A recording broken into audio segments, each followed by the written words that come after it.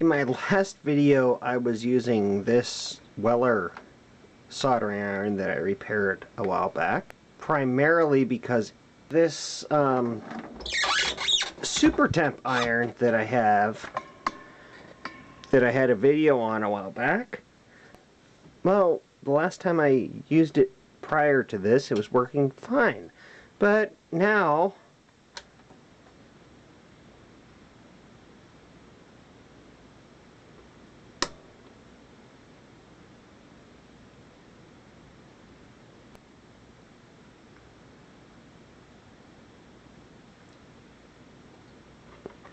changing temperature setting doesn't do anything to it, except when the heater turns off, it, well, sometimes drops to 0. Switching it to the read temperature, sometimes we're lucky if we get anything. I'm kind of surprised it's actually doing this much. Before, it was just had that. Well, that. What, is it responding to my voice or something? So, I've already got the screws loose. And here we go. Yeah, so let's flip it over and see what we've got.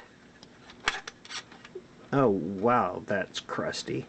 Got some cleaner here, and we'll spray this down, give it a scrub. Clean this up a little bit.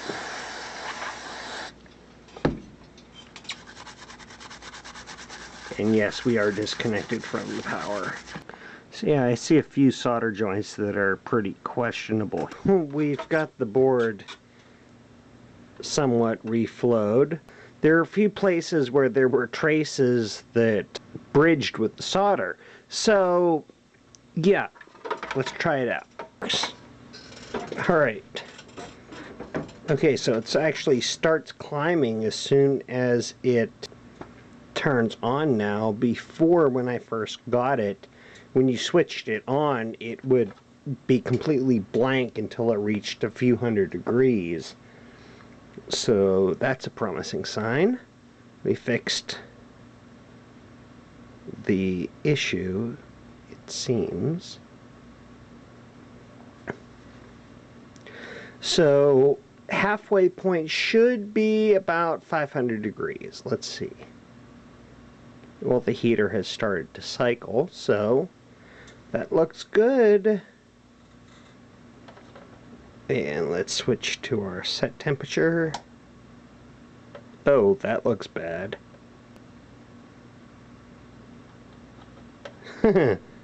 Not even close. 500 degrees set temperature, or read temperature is 500 degrees Fahrenheit.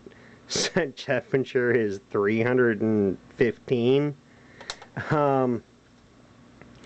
Okay, so I've got out my nice little Syntec multimeter here, and to be honest with you, this is the first time I have ever used this. It actually has a thermocouple, where is it? There it is, attachment for it. Let's get a little bit of fresh solder on here. Where'd the solder go? I think it fell on the floor.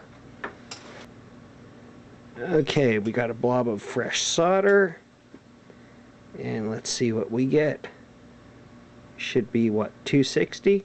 So, provided the fact that this is actually accurate, getting about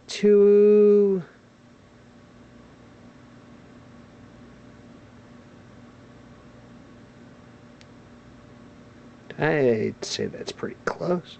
Well, okay, about 280. So it's a little bit out, providing that this multimeter is actually accurate, which is questionable, being it's what it is.